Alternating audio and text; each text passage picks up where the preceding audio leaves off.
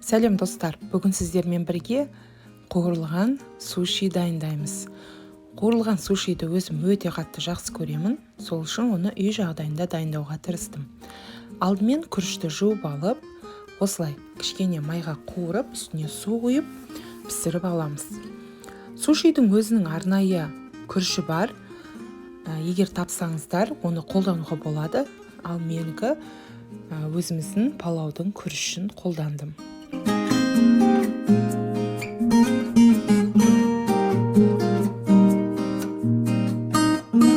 Күрішіміз піскеннен кейін оған кішкене алма уксусын салып, жақсылап араластырамыз. Сушидің өзінің арнайы уксусы бар, егер тапсаңыздар оны да қолдануға болады, бірақ мен үй жағдайында жасағаным үшін қолымда бар уксусты қолдандым.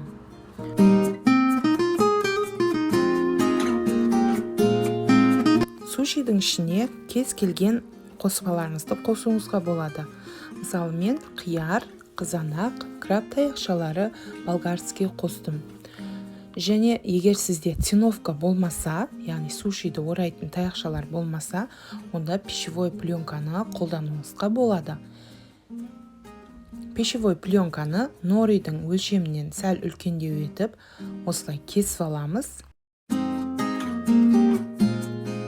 Нориді таңдаған кезде осындай түстес нориді таңдаңыз. Арзанырақ нориді алмағаныңыз жөн, себебі жыртылып кетуі мүмкін. Норидің жылтырақ жағын төмен қаратып, осылай жайғастырамыз. Өкініштісі, мына жерде менің видеом толық түспей қалыпты. Норидің жартысына дейін күрішті саламыз, жұқалау етіп. Тағы бір айтатын жайт, қолыңызды сулап жақсы алсаңыз, күрішті қолыңызға жабысып қалмайды.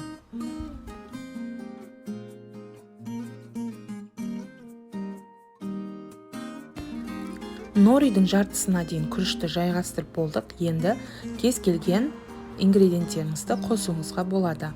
Қиярды, қызанақты, краб таяқшаларын, болгарский, үстіне мен майонез жақтым.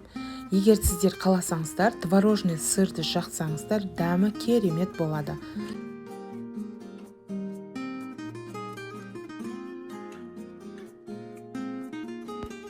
Барлық қоспаларын салып болғаннан кейін, ақырын түрде жартысына дейін бірінші орап аламыз.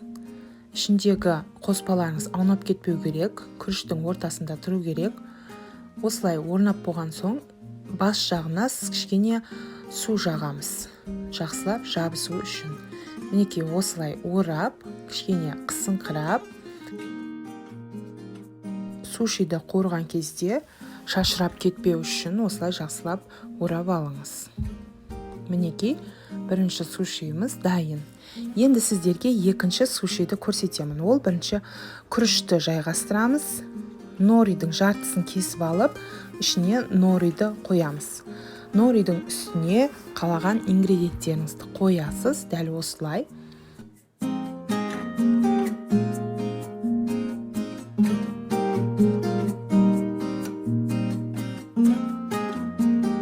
Енді ораймыз, ақырын түрде күрішіміз шашырап кетпеу үшін жақсылап, ақырындап осылай орап алыңыз. Енді жаңағы жарты нориді орналастырып, үстіне күнжіт саламыз. Егер күнжітті табада қуырып алсаңыз, дәмі өте жақсы болады. Дәл осылай ішіне салып, қазір күрішті осының ішіне орайтын боламыз. Орағанда абайлап ораңыздар, күрішіміз шашылып кетпеу керек.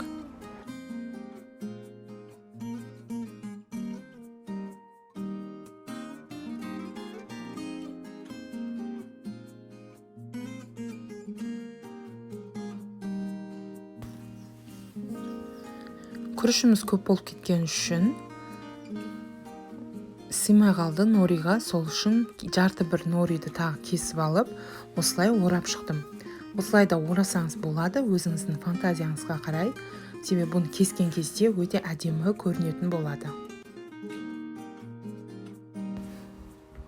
Енді табаға азырақ май құйып, сушиларымызды қуырып аламыз. Қуырып алу үшін бізге бір жұмыртқаға кішкене су құйып, 2-3 қасық ұн салып, осылай араластырып аласыз сушиді үстіне жағу үшін.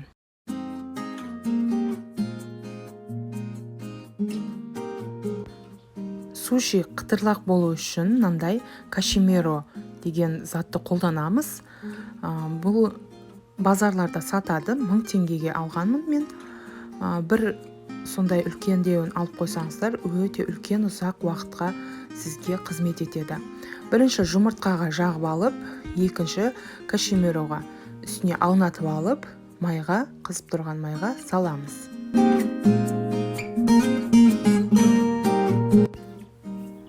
Мінекей сушиіміз дайын, өте дәмді ас болсын, дайындап көріңіздер.